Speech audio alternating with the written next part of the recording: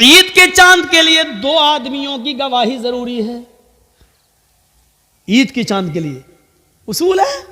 अब रमजान के लिए 1 आदमी की गवाही काफी है, लेकिन ईद के चांद के लिए 2 की गवाही चाहिए। क्यों चाहिए? अल्लाह के नबी से पूछो, हर चीज का जवाब हमारे पास नहीं है, बस नबी ने कह दिया हमें मानना पड़ेगा। ईद की चांद के लिए 2 आदमी की गवाही चाहिए है, लेकिन जब रमजान में 1 आदमी की गवाही आप मानेंगे या ईद के चांद के लिए 2 आदमी की गवाही मानेंगे, तो उस वक्त भी देखा जाएगा ये 1 आदमी जो रोजे की गवाही दे रहा है ये 5 वक्त का नमाजी है या नहीं है। अगर 5 वक्त का नमाजी है, बाशरा है, समाज में इसको झूठा नहीं कहा जाता है, इसकी बात मानी जाती है, दीनदार है, नमाजी है, तो उसकी बात मानी जाएगी। नमाज रोजे का पाबंद नहीं है, जुमे तक की नमाज नहीं पढ़ता है और ऐसा आदमी गवाही दे रहा है, तो उसकी गवाही भी, चाहे वो कितना भी सच बोल रहा हो, उसकी गवाही भी उसकी जेब में घुसेड़ दी जाएगी। भाग, नहीं तस्लीम किया।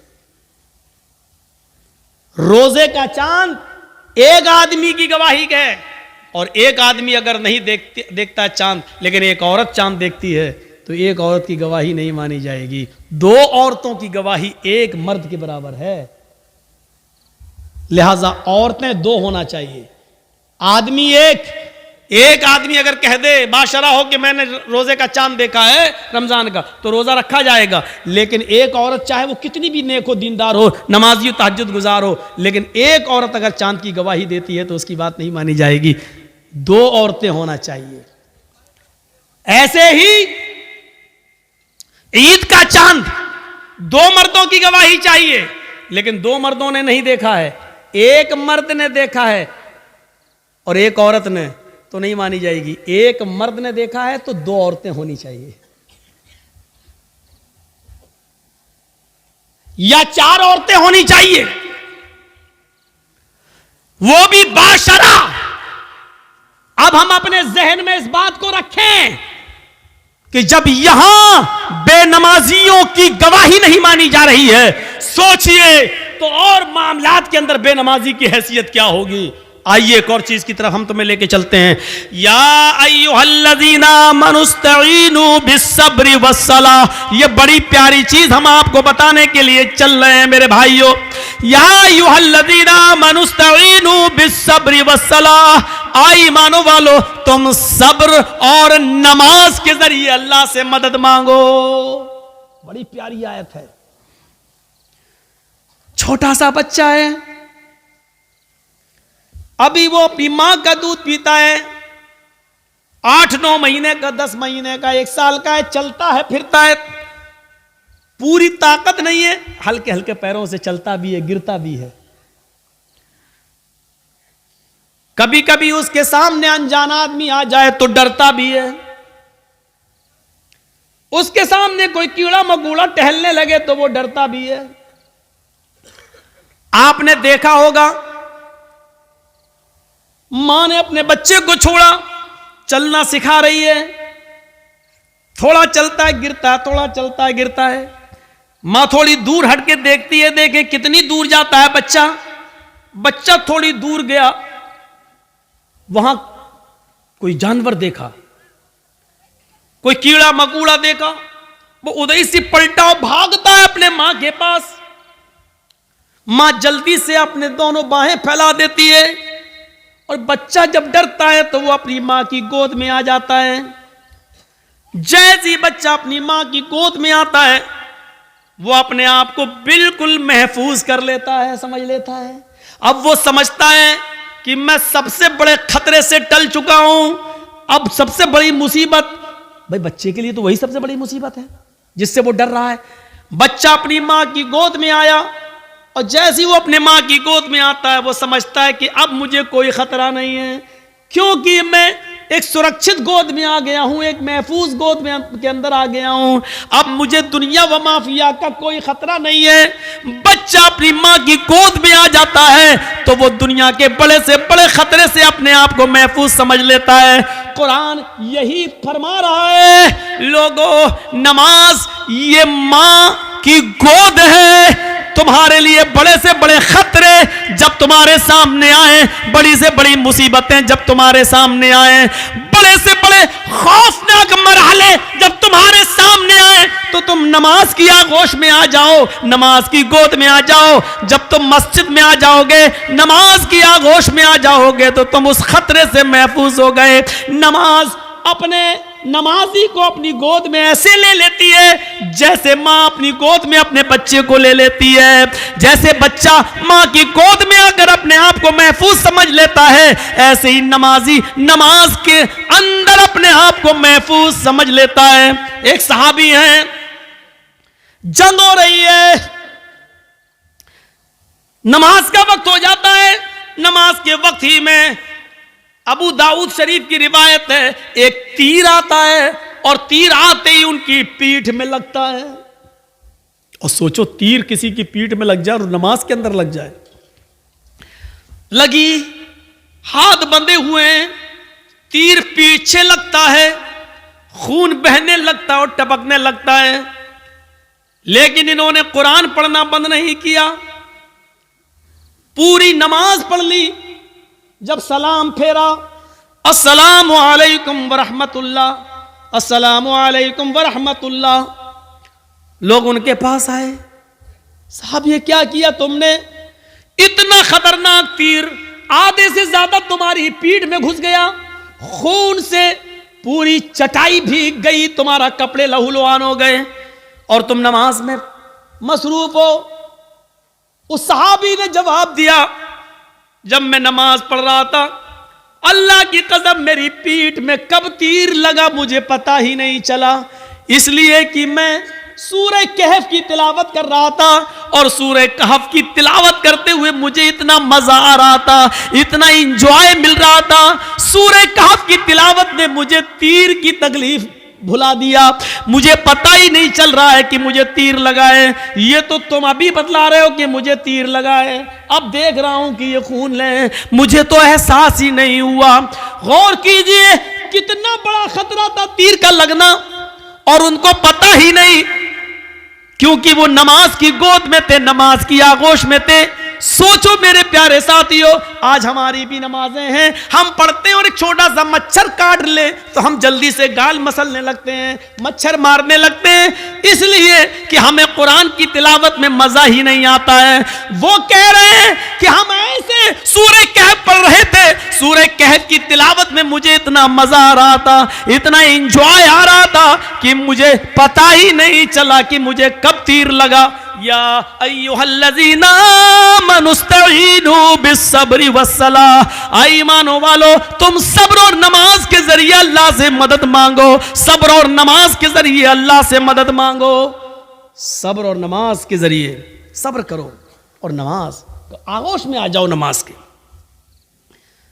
और जब तुम मांगो तो अल्लाह, जब नमाज पढ़ोगे तो अल्लाह तुम्हारी सब सुनेगा। हाँ, ऐसा भी हो सकता है कि नमाज के बाद तुम कुछ मांग रहे हो और अल्लाह नहीं दे रहा है, ये हो सकता है, तो इसमें घबराना नहीं चाहिए। नमाज भी पढ़ रहे हो, दुआ भी मांग रहे हो, या रब्बी या रब्बी या रब्बी, अल्लाह मुझे ये दे, मुझे ये दे, मुझे ये दे, लेकिन नहीं मिल रहा है, इसका यह मतलब नहीं कि आपकी नमाजें कबूल नहीं हो रही, इसका यह भी मतलब नहीं कि अल्लाह आपसे नाराज है। कभी ऐसा मत सोचना। नहीं दे रहा है तो वो जानता है कि क्यों नहीं दे रहा है, उसकी मर्जी है, उसी में भलाई हो सकती है। हमारा एक छोटा सा बच्चा है, उसको निमोनिया हो गया है, एक मिसाल दे रहा हूं। आपका एक छोटा सा बच्चा है, उसको निमोनिया हो गया है, नाक बह रही है, बुखार में तड़प रहा है, बार बार उसको प्यास भी लग रही है, डॉक्टर ने दवा दी है, ठंडी चीजों से मना किया है। जब आप उस बच्चे को लेकर दवा लेकर आ रहे हैं तो रास्ते में बर्फ बेचने वाला, आइसक्रीम बेचने वाला आइसक्रीम बेच रहा है, और आपका बच्चा आइसक्रीम की जिद कर रहा है, पापा मुझे आइसक्रीम चाहिए, पापा मुझे आइसक्रीम चाहिए, डैड मुझे आइसक्रीम चाहिए, अब्बू मुझे आइसक्रीम चाहिए। मुझे ईमानदारी के साथ बताइए, आपका बच्चा बुखार की हालत में, निमोनिया की पोजीशन में आइसक्रीम मांग रहा है, क्या आप उसको आइसक्रीम दिलाएंगे? क्या आप उसको आइसक्रीम खिलाना पसंद करेंगे? नहीं, क्योंकि आप जानते हैं कि इस वक्त इसकी अगर मुराद मैंने पूरी कर दी तो मेरा बच्चा और ज्यादा बीमार हो जाएगा।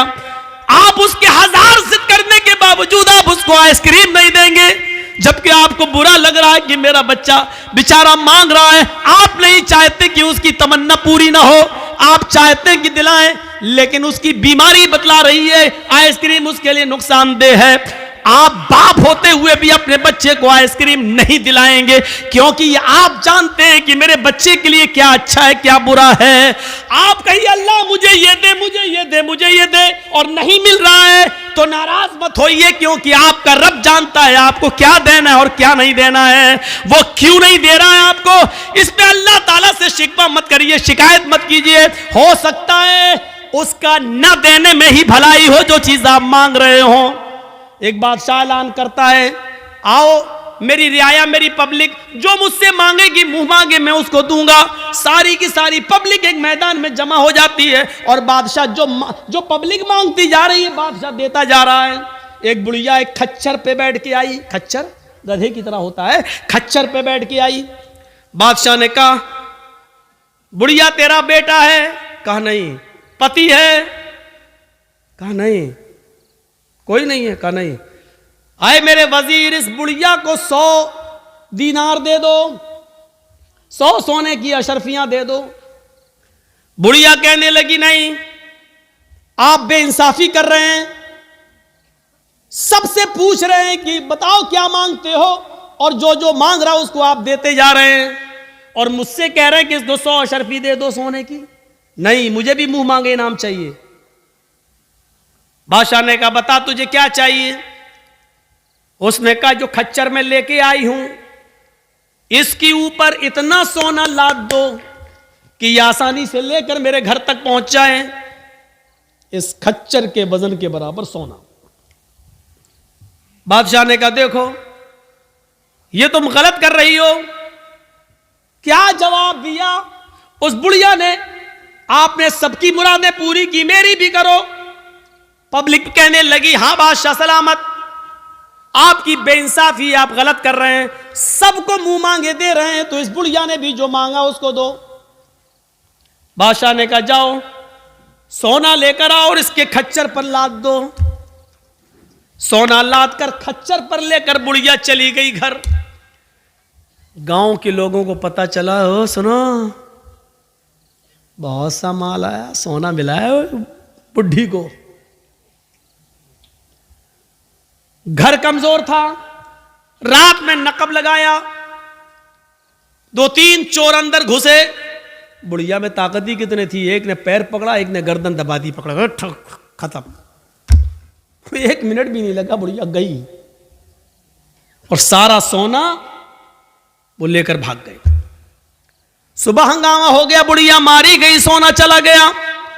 बादशाह ने सारी रियाया को फिर बुलाया, कहा लोगों क्या हुआ?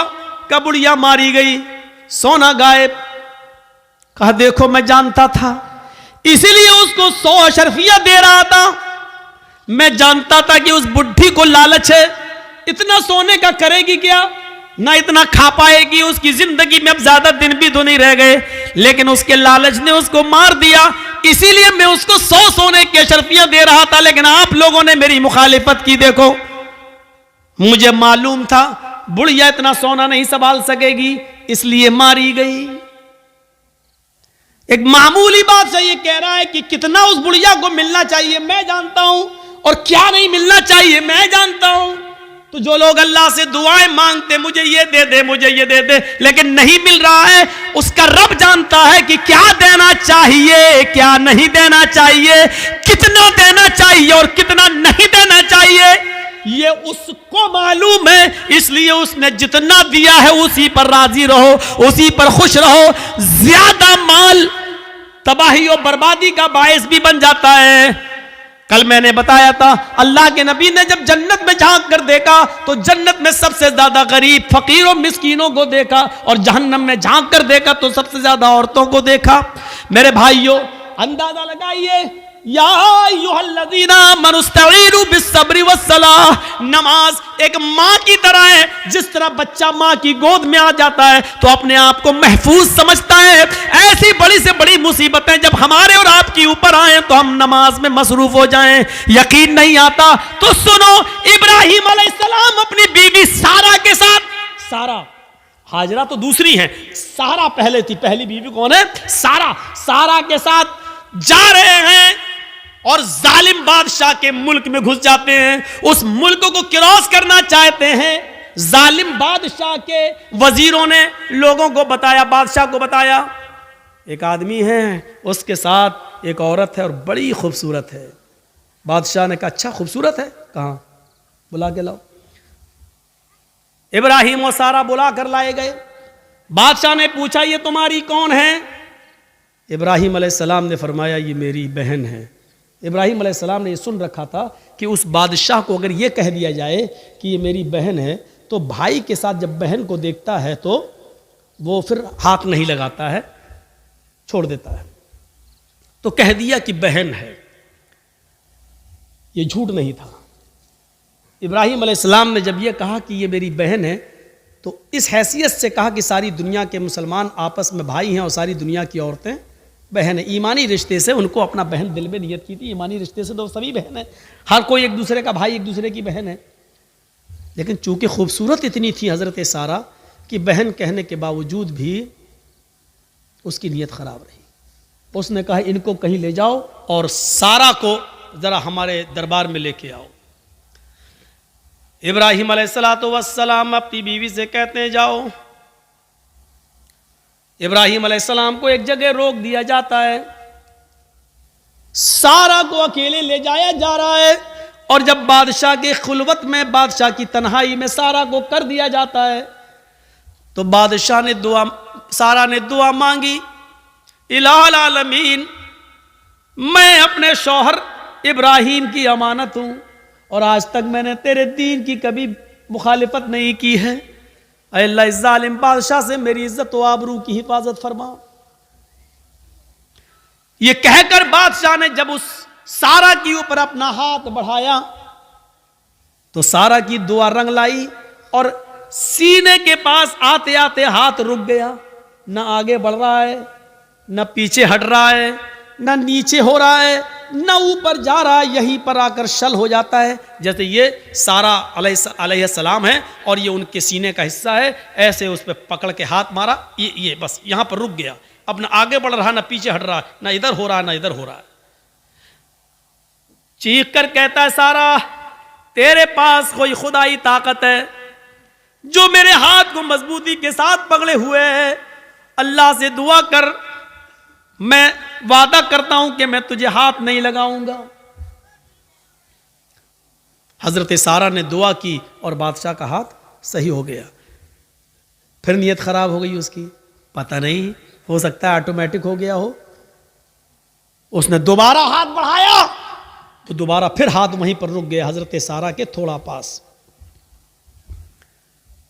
शल हो गया, ना आगे ना पीछे, न दाएं ना बाएं। कहा ऐ सारा, एक बार और दुआ कर दे, इसके बाद हम तुझे कभी हाथ नहीं लगाएंगे, मैं छोड़ दूंगा। उसने फिर दुआ कर दी, अल्लाह इसको ठीक कर दे, सही हो गया। लेकिन कहते ना, इतनी खूबसूरत थी कि उसका दिल मुतमईन नहीं था। तीसरी मर्तबा उसने फिर बदअहदी की और फिर हाथ बढ़ाया, फिर हाथ शल पड़ गया, आगे नहीं बढ़ा। कहता है कि मैं कसम खाता हूं अपने रब की, जिसको वो रब मानता था, मैं अपने माबूद की, अपने खुदा की कसम खा के कहता हूं अब हाथ नहीं लगाऊंगा, मुझे आखिरी बार माफ कर दे और दुआ कर। सारा ने फिर दुआ की, उसने छोड़ दिया और अपनी लौंडी जानते हो, खादिमा, खिदमत करने वाली, जो उस बादशाह की लौंडी थी, खादिमा, खिदमत करने वाली हाजिरा, उसने वो लौंडी सारा को दे दी कि ये तुम ले जाओ और ये तुम्हारे रास्ते में काम आएगी, इसको मैं तुम्हें दे रहा हूं बतौर गिफ्ट। हजरत सारा जब हाजरा को लेकर आई तो पूछा कि मेरे शौहर इब्राहिम कहां हैं? बादशाह की पुलिस, बादशाह की फौज जब हजरत सारा को इब्राहिम अलैहिस्सलाम के पास लेकर गए तो हजरत सारा क्या देखती है कि इब्राहिम अलैहिस्सलाम नमाज में मसरूफ हैं, नमाज पढ़ रहे हैं। मुस्लिम शरीफ की हदीस है, वो नमाज में मसरूफ है, नमाज पढ़ रहे हैं और नमाजी में ये दुआ कर रहे हैं कि अल्लाह मेरी बीवी की हिफाजत फरमा, अल्लाह मेरी बीवी की हिफाजत फरमा, अल्लाह जालिम बादशाह के जुल्म से हमारी बीवी को बचा ले। नमाज में मसरूफ हैं। मेरे भाइयों, जब सारा के ऊपर मुसीबत आई और जालिम बादशाह ने जब उनको पकड़ा और अपने आगोश में लेना चाहा, तो उनके पति इब्राहिम अलैहिस्सलाम नमाज के अंदर गिर जाते हैं, नमाज में मसरूफ हो जाते हैं, नमाज पढ़ना शुरू कर देते हैं। गौर कीजिए, जब किसी के ऊपर मुसीबत आए तो उसको नमाज के अंदर नमाज पढ़ना चाहिए, उसको नमाज के अंदर अल्लाह रब्बुल आलमीन से दुआ करनी चाहिए, क्योंकि नमाज एक माँ है, आपको अपनी आगोश में ले लेगी और जब आप नमाज की आगोश में आ जाएंगे तो सारे खतरों से महफूज हो जाएंगे, सारे खतरों से आप अलग हो जाएंगे, फिर कोई खतरा नहीं रहेगा, टल जाएगा वो खतरा। आपको याद होगा, सही बुखारी की रिवायत है, बनी इसराइल में एक नौजवान था, नाम था उसका जुरैज,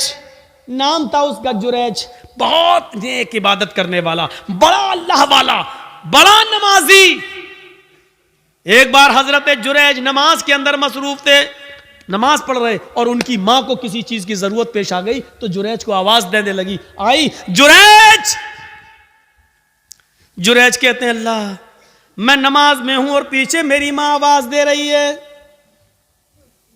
जुरैज ये कहते हैं अल्लाह मैं क्या करूं, मैं नमाज में और मेरी मां पीछे आवाज दे रही है। फिर उसने तीसरी आवाज दी, जुरैज, लेकिन जुरैज ने कोई जवाब नहीं दिया, वो नमाज पढ़ते रहे।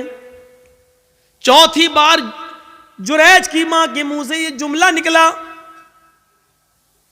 जुरैज तूने मेरी आवाज सुनकर भी अनसुना कर दिया। आए अल्लाह, जुरैज उस वक्त तक ना मरे जब तक कि वो किसी बदकार औरत का मुंह ना देख ले। आए अल्लाह, जुरैज को उस वक्त तक तू मौत मत देना जब तक कि जुरैज किसी बेशरम और बेहया औरत के साथ हम बिस्तरी ना कर ले, उसके साथ जिना ना कर ले। मां की बद्दुआ थी, मां ये बद्दुआ देकर चली गई।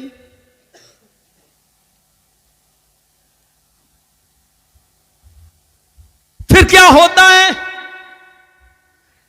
2, 4, 5 दिन के बाद एक औरत जुरैज के माबत में जहां वो इबादत करते थे उसी में गुजरा था, उसी हुजरे में खूबसूरत औरत आती है और जुरैज से कहती है, जुरैज उदनु मिन्नी, आओ मेरे करीब आओ और मुझसे जिना करो। जुरैज ने कहा अल्लाह की पनाह, मैं ऐसा गलत काम नहीं कर सकता, मैं अल्लाह का नेक बंदा हूं, उसकी इबादत में मैं अपनी जिंदगी गुजार रहा हूं, चलो जाओ यहां से हटो, यह गलत काम मुझसे नहीं होगा। जुरैज ने उस औरत को भगा दिया। वो औरत परेशान थी, सीधे जंगल में जाती है और वहां बकरियां चराने वाले एक चरवाहे के साथ वो जिना कर लेती है, शिकार हो जाती है जिना का। 9 महीने 10 महीने गुजर जाते हैं। 9 महीने के बाद उस औरत के बच्चा पैदा होता है, हमल ठहर गया था। 9 महीने के बाद जब बच्चा पैदा हुआ तो उस चरवाहे का तो पता ही नहीं कि वो कहां का रहने वाला था, कहां चला गया, और न ये औरत उसको पहचानती थी। बस जुनून था उसको किसी से मिलने का, मिल लिया वो। ये जुरैज नहीं मिला तो जंगल के चरवाहे के पास चली गई, लेकिन चरवाहे का पता नहीं। 9 महीने से इसके घर में जब बच्चा पैदा होता है तो पूरे गांव वाले इस पर भिल पड़े, है तेरी शादी नहीं हुई, बच्चा कहां से आया। जब उसको ज्यादा परेशान किया गया और गंभीरता से इस बात को ली गई कि पूरा समाज बदनाम हो जाएगा, बता पहले ये बच्चा किसका है, तो उस औरत ने जुरैज का नाम ले दिया। उस औरत ने जुरैज का नाम ले लिया कि इस बच्चे का बाप जुरैज है।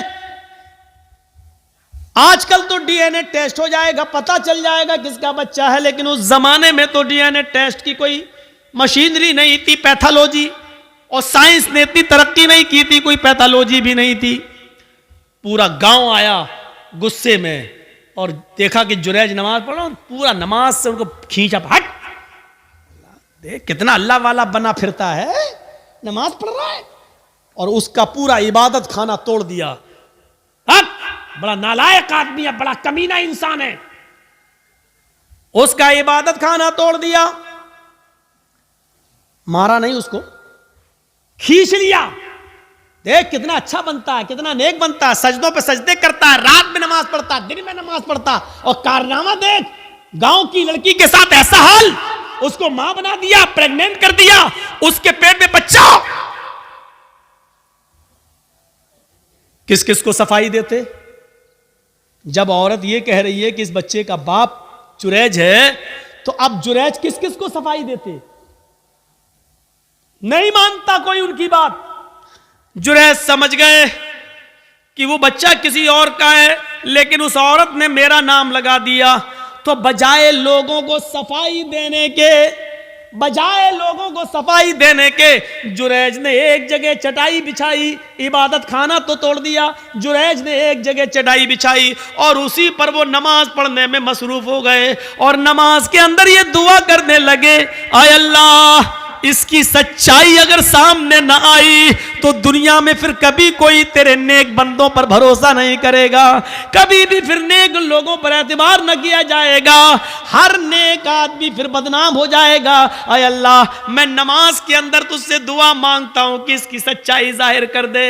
नमाज पढ़ रहे हैं, उधर अल्लाह ताला ने उस बच्चे को कुव्वते गोयाई दी, जो बच्चा उस औरत ने पैदा किया था, जो चरवाहे की पैदावार था। वो बच्चा जोर जोर से कहने लगा, आए गांव वालों, आए गांव वालों, आए समाज वालों, मेरी मां झूठ बोल रही है, मैं जुरैज का बेटा नहीं हूं, मेरा बाप फला जंगल का फला चरवाहा है, जो फला फला बस्ती में रहता है, मेरी मां ने उसके साथ जिना किया था, मैं उस बाप की, उस चरवाहे की औलाद हूं, मैं जुरैज का बेटा नहीं हूं, जुरैज ने मेरी मां के साथ कुछ नहीं किया।